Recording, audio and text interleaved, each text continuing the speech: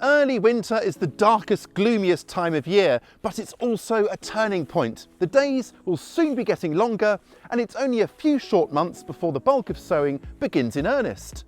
But why wait till then when there are treasures to start right now? Cilantro or coriander is one of my favourite herbs, but it can be prone to bolting, that is, premature flowering. That's absolutely fine if you want the seed pods to harvest the seeds to grind into coriander powder, but if you're after the juicy aromatic leaves, well, less so. However, autumn or winter is a great time to grow coriander because it only really bolts in the summer when the days are longer. So this time I've decided to start my coriander or cilantro off a little bit differently. I'm going to kind of pre-germinate or chit the seeds by soaking them in water and then repeatedly wetting them so they germinate, and then I'm going to sow them. So I've put them into a little cloth here, and I'm going to gather it up into a little bundle and then just secure it like this with a elastic band. And then all that's needed to do is soak this overnight to prime them, and then once they've soaked, I'm going to just simply dunk them in twice a day, once in the morning and once in the afternoon, and each time take them out and let them just drip dry and pop it on the side. And that way the seeds will be kept nice and moist until they germinate. Now I've got some that have actually done that already. It's about 6 days on, and let's get those sown. So I've got some pre-germinated ones here. And as I say, these have just been soaked once in the morning, once in the evening, and then sort of drained off each time so they're not sitting in the water. And I'm going to spread them very carefully to avoid damaging the delicate roots over the surface of our potting mix here. And I'm using an old mushroom tray which I have just stabbed some drainage holes into the bottom so they're not kind of going to be sitting in water. That should do it. And then I'm just going to cover them over with a little bit more of our potting mix. This is just an all-purpose potting mix, nothing fancy. And then after a good drink, they are going to just sit on the greenhouse staging here. A cold frame would do, but if you wanted to give them a bit of a head start, you can actually germinate them till they're popping through on the windowsill and then bring them outside. Now, if it's really, really cold where you are, then these probably won't grow, so keep them indoors and grow them indoors on a really bright windowsill if that's you. I expect to harvest these leaves in about 6 weeks' time once the plants are around 6 inches or 15 centimetres tall. And if I'm careful to harvest so I don't damage the growing point, I may even get a bonus second harvest. Now, cilantro or coriander seed can be a little bit expensive, so it's worth letting a few plants bolt in the summer so you can harvest your own seed and save yourself a few pennies too. Next up, I've got something that is a real gourmet treat, shallots. Now, I kind of see shallots as posh onions, you know, onions in a three-piece suit, if you will. Plant these and add a streak of sophistication to your garden. They add real culinary prowess to many recipes. Shallots are mega hardy and mega satisfying to grow. Now, you could plant them directly outside, that's absolutely fine, but with the repeat freeze thawing, they'll get sort of pushed out a bit and you have to just be sure to push them back in so they have good contact with the soil. I'm just going to start them off in these good sized plug trays here, and I'm using an all-purpose potting mix which I've thinned out a bit with some sifted garden compost purely to save a bit of money. You could of course just use all-purpose compost. I've got 2 autumn planting varieties here to mix things up a bit. Now these are great for planting in the winter too, a real gold-plated choice for that in fact. And then to plant them, it couldn't be simpler. I'm just dibbering a little hole with the finger and popping them in so that just the very tip of the the shallot set, is proud of the soil like that. And that's it, simple as that. Now the great advantage of starting them off in trays away from the garden is just that they won't get sort of pecked at by the birds, and they just kind of can get established undisturbed. These guys have had a good drink, and I'm just going to pop them onto the greenhouse bench here, and they will go out into their final positions in early spring. Now, if you don't have a greenhouse, a cold frame would do well, or any sheltered spot, and by that I mean somewhere outside that's protected from the worst of the elements and prying beaks of birds. And I will plant them about 6 inches or 15 centimetres apart in both directions into a sunny spot in well-drained soil, and my raised beds up there will be perfect for that. Now last summer I grew them and I put grass clippings down between the plants to help lock in moisture, and that seemed to work really well actually. And they were planted at around this time of year and were ready to harvest in early summer, a good few weeks ahead of my onions.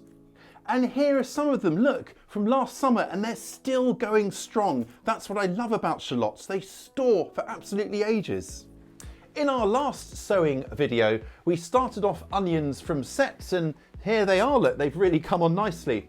But now is the ideal time to start onions from seed, especially if you're after really gigantic football-sized champion onions. The day after Christmas is the traditional time to sow onions for super-sized ones. Of course, if you are in the southern hemisphere, please do just add on 6 months. Now, I emphasise this is for really big onions that you might exhibit at a local garden show. If you're just after standard onions, then you may be better off waiting till later on in winter. But gauntlet thrown down, let's get sowing for those juicy king-size onions. And I'm going to start by just sifting some all-purpose potting mix here, just to give a finer crumb. Now I have found that onions do really well sown into one pot and then carefully separating out the seedlings to then pot on into their own little plugs.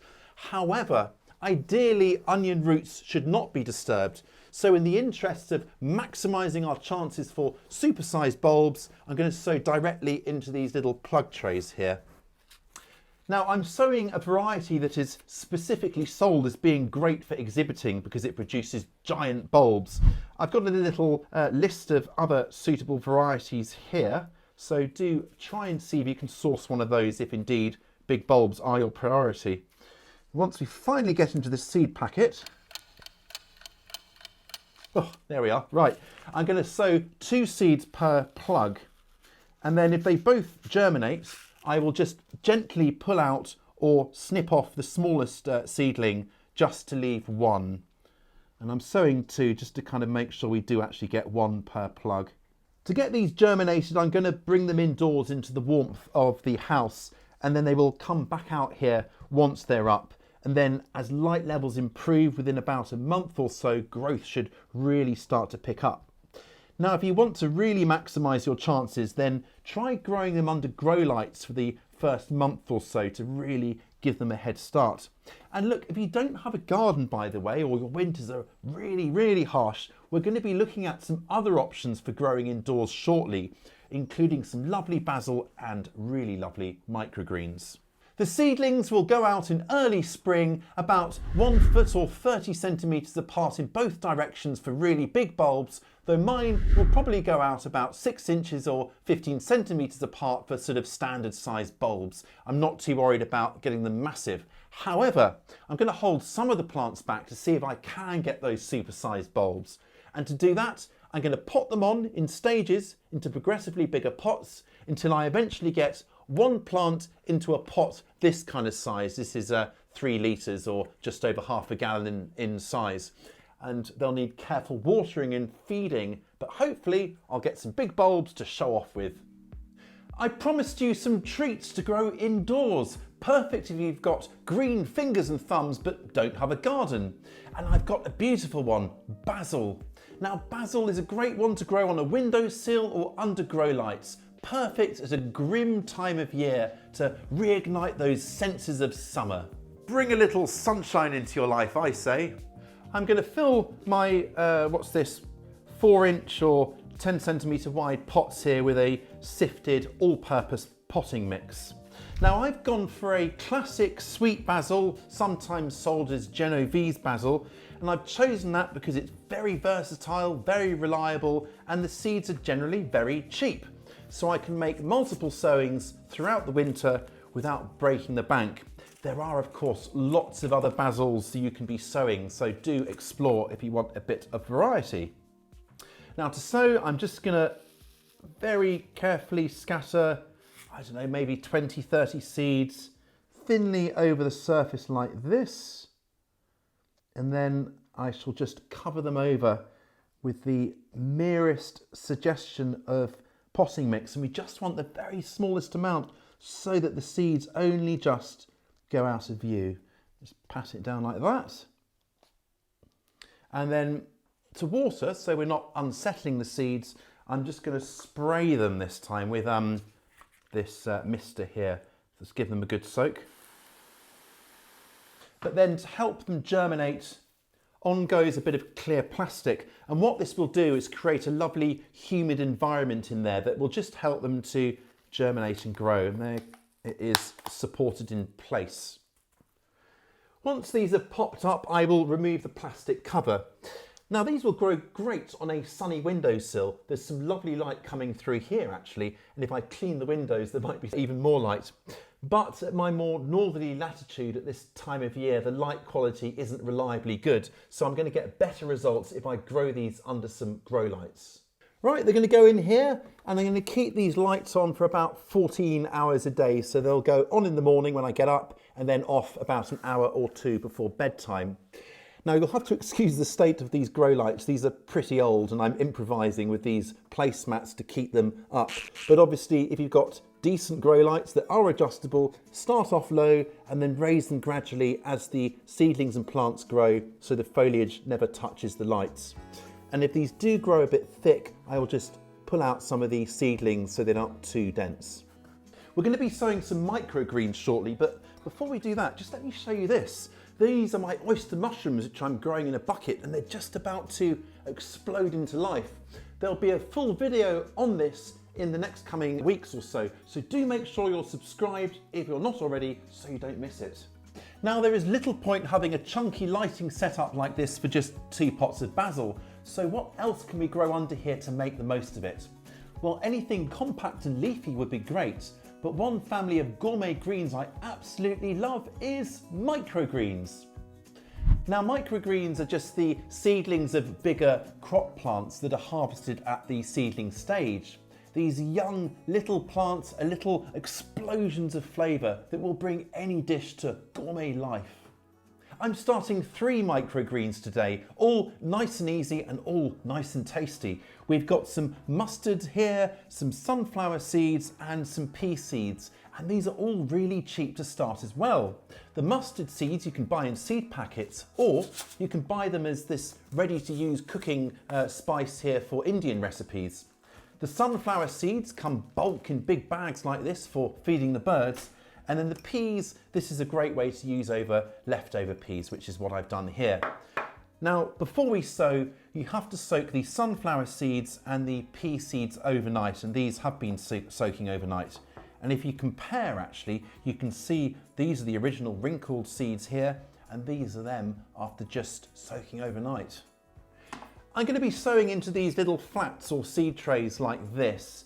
You could also use mushroom or fruit trays as well, and I'm going to be using one of those for the mustard seeds, which are a little bit shallow rooted. This will be fine. So let's start by filling them all up with our potting mix, which I've opened out a bit with a little bit of coconut fire or coir. I just had this to hand, so I figured I may as well use it up, and it just kind of makes everything go a bit further. So pack in our trays like that.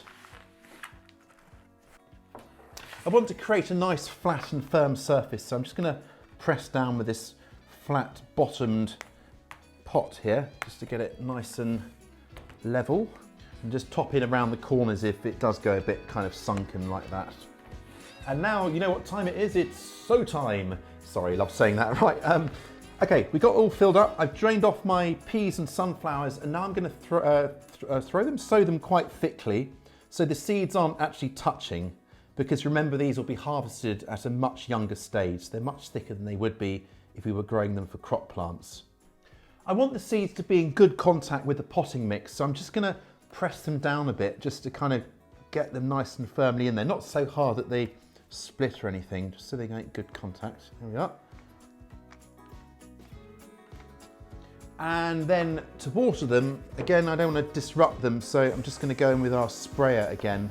Give them a good soaking through like this, and they'll need to be kept, the surface kept nice and moist consistently as they grow, so Just check them every kind of day or so and keep it nice and moist. These can now go under the grow lights where the extra light will help to create really firm, stocky seedlings, microgreens bursting with flavour. I hope you're as excited as I am to be starting seeds at this time of year. Satisfy that seed starting itch this winter, keep on growing and reap the rewards that many gardeners will miss. I'll catch you next time.